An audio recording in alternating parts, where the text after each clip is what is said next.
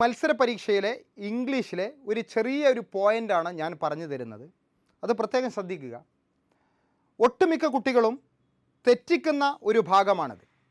English പേടിക്കേണ്ട ഒരു വിഷയമേ അല്ല. നമുക്കറിയാം, ഇന്നത്തെ പുതിയ ഒരു PSCയുടെ ഒരു പരിഷ്കാരത്തിലാണ് നമ്മൾ നിലകൊള്ളുന്നത്, അല്ലേ? പ്രിലിമിനറി എക്സാം പോലത്തെ ഒരു എക്സാം വരികയും 2 പാർട്ടായിട്ട് എക്സാമിന് തിരിക്കുകയും മെയിൻസും പ്രിലിമിനറി ആയിട്ട് തിരിക്കുകയും ഈ രൂപത്തിലുള്ള ഒരു രീതിയാണ് ഇപ്പോൾ PSC ആവിഷ്കരിച്ചിട്ടുള്ളത്. അതിൽ LDC പോലത്തെ പരീക്ഷയ്ക്ക് പ്രിലിംസിന് ഇംഗ്ലീഷ് ഇല്ല, എന്നാൽ മെയിൻസിന് ഇംഗ്ലീഷ് ഉണ്ട്. അത് എത്ര മാർക്കിനാണ് നിങ്ങൾ കേട്ടിട്ടുണ്ടാവും? 10 മാർക്കാണ്.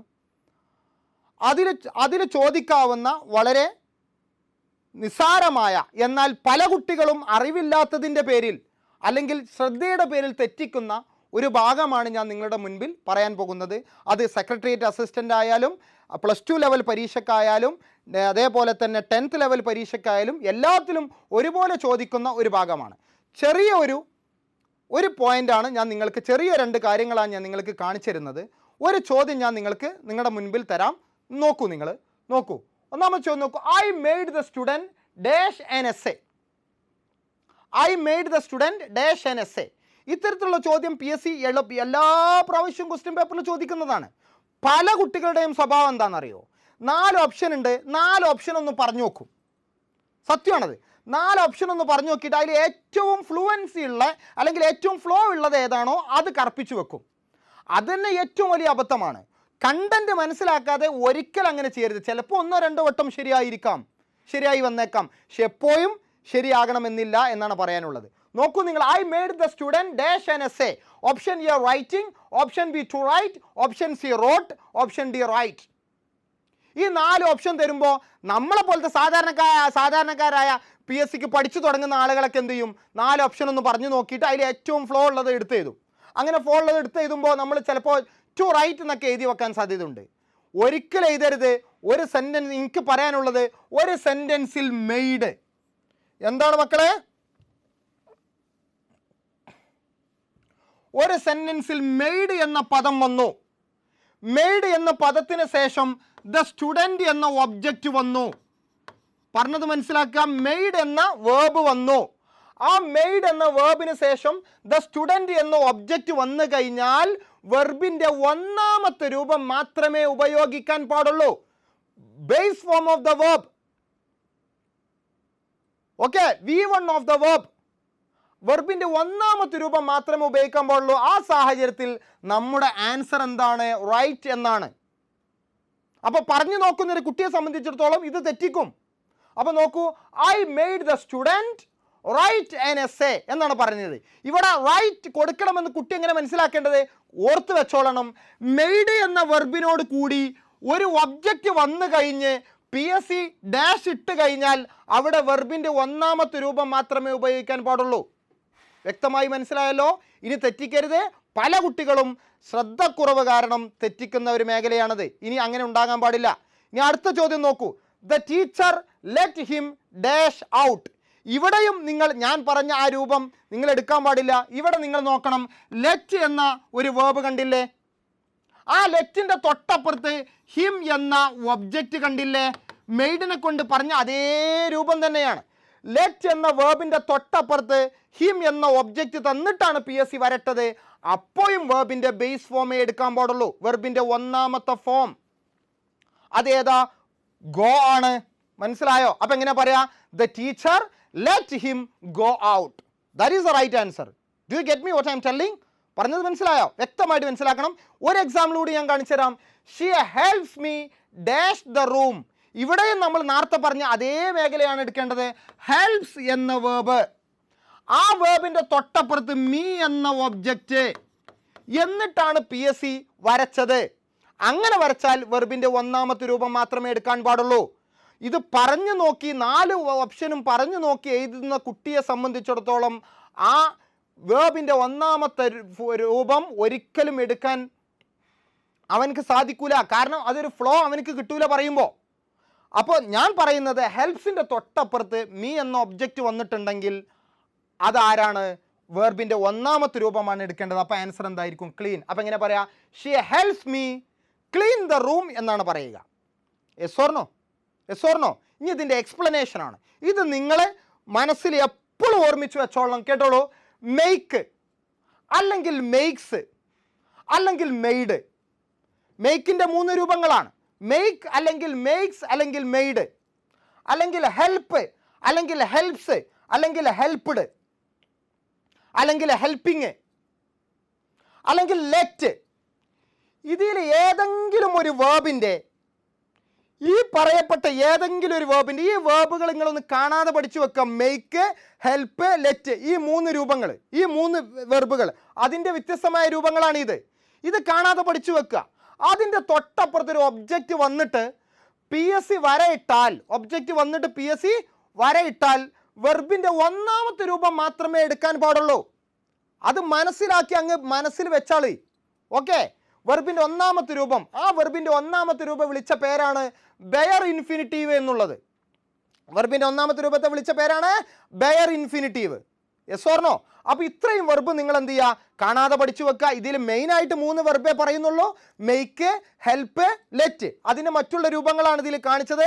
ഇത് എങ്ങനെ വന്നു കഴിഞ്ഞാലും അതിൻ്റെ തൊട്ടപ്പുറത്ത് ഒബ്ജക്റ്റ് ഉണ്ടോ എങ്കിൽ വെർബിൻ്റെ 1ാമത്തെ രൂപം അപ്പുറത്ത് കൊടുത്തിരിക്കണം. അതുമായി ബന്ധപ്പെട്ട ചോദ്യമാണ് എൻ്റെ ബഹുമാനമുള്ള ഉദ്യോഗാർത്ഥികളെ ഇത്. ഹെൽപ്സ് എന്നുള്ളത് അതിലുള്ളതല്ലേ, അതിനോട് തൊട്ടപ്പുറത്ത് മീ വന്നു, അപ്പോൾ ഉത്തരം ക്ലീനായി. ഇനി അടുത്ത ചോദ്യം നോക്കൂ നിങ്ങൾ. ലെറ്റ് എന്നുള്ളത് അതിലുള്ളതല്ലേ, അതിൻ്റെ തൊട്ടപ്പുറത്ത് ഒബ്ജക്റ്റ് വന്നു, അതുകൊണ്ട് അതിൻ്റെ ഉത്തരം ഗോ എന്ന V1 ആയി. ഇനി അടുത്ത ചോദ്യം നോക്കൂ നിങ്ങൾ. മെയ്ഡ് എന്ന് പറഞ്ഞാൽ അതിലുള്ളതല്ലേ, അതിൻ്റെ തൊട്ടപ്പുറത്ത് സ്റ്റുഡൻ്റ് എന്ന ഒബ്ജക്റ്റ് വന്നില്ലേ, അപ്പോൾ അതിൻ്റെ ഉത്തരം റൈറ്റ് എന്നായി. Yes or no? Yes or no? ഇത് പല കുട്ടികളും അറിവില്ലാത്തതിൻ്റെ പേരിൽ, ശ്രദ്ധയില്ലാത്തതിൻ്റെ പേരിൽ, ആബ്സെൻറ്റ് മൈൻഡഡ് ആയിട്ട് തെറ്റിക്കുന്ന ആളുകളുണ്ട്. ഇനി തെറ്റാൻ പാടില്ല. ഈ എക്സ്പ്ലനേഷൻ, ഈ കാണിച്ചു തരുന്ന എക്സ്പ്ലനേഷൻ നിർബന്ധമായിട്ടും മനസ്സിലാക്കി വെക്കുക. ഓക്കെ. ഇനി അടുത്തത് പറയാനുള്ളത് നോട്ടാണ്. എന്താണ് അടുത്തത് പറയാനുള്ളത്? ഇവിടെ നോക്കൂ. The student was made. നേരത്തെ മെയ്ഡ് എന്നാണ് വന്നത്, ഇവിടെ വന്നത് വാസ് മെയ്ഡ് എന്നാണ്. മെയ്ഡ് ഒറ്റക്കാണെങ്കിൽ അത് ആക്റ്റീവാണ്. എന്നാൽ വാസ് മെയ്ഡ് എന്ന് പറഞ്ഞാൽ അത് പാസീവാണ്. മനസ്സിലായോ? നിങ്ങൾ കേട്ടിട്ടുണ്ടാവും active voice and passive voice.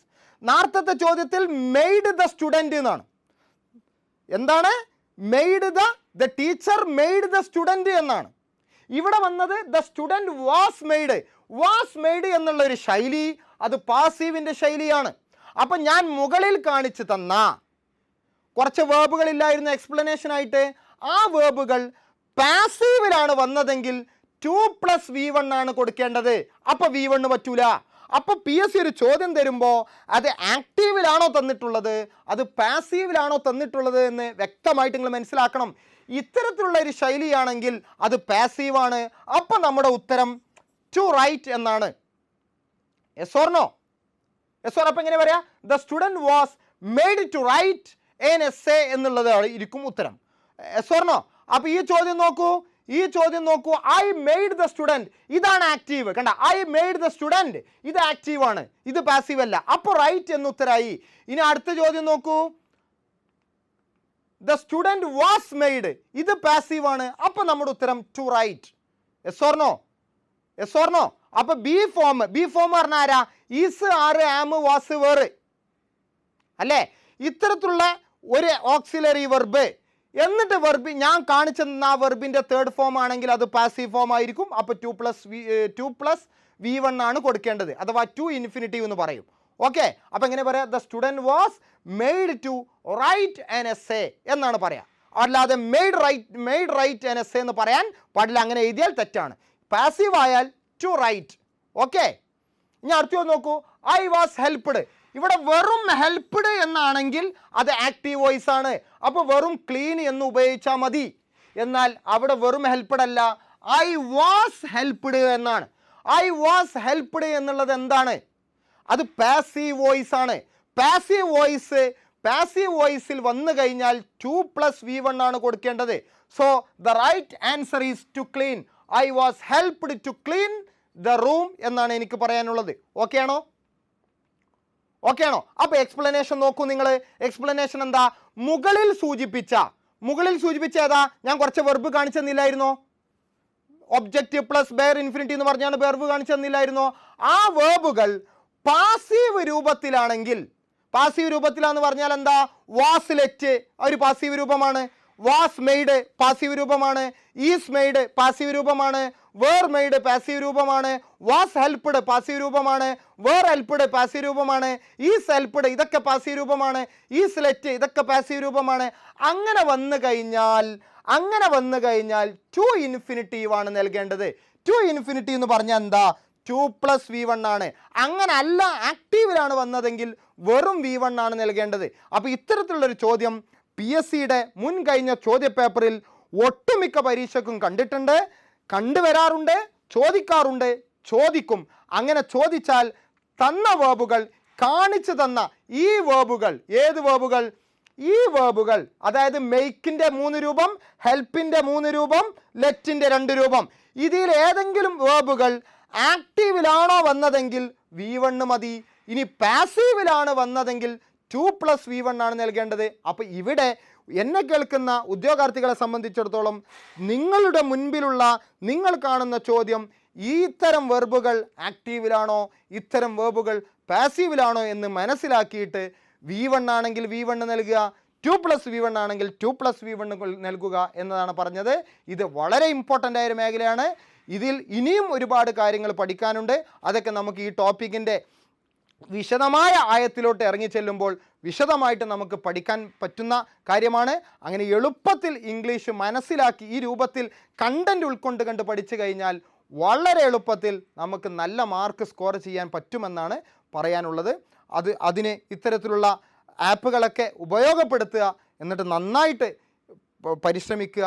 ഈ കുറഞ്ഞ കാലത്തിനുള്ളിൽ എത്രയും പെട്ടെന്ന് ഒരു സർവീസ് എനിക്ക് വേണം, ഒരു സർവീസിൽ എത്തണം എന്നുള്ള ചിന്തയോടുകൂടി നിങ്ങൾ ലക്ഷ്യം വെച്ചിട്ട് ഒരു അംബീഷൻ ഉൾക്കൊണ്ടിട്ട് നിങ്ങൾ പഠിച്ചു കഴിഞ്ഞാൽ തീർച്ചയായിട്ടും നിങ്ങൾക്ക് അത് നേടാൻ പറ്റുക തന്നെ ചെയ്യും.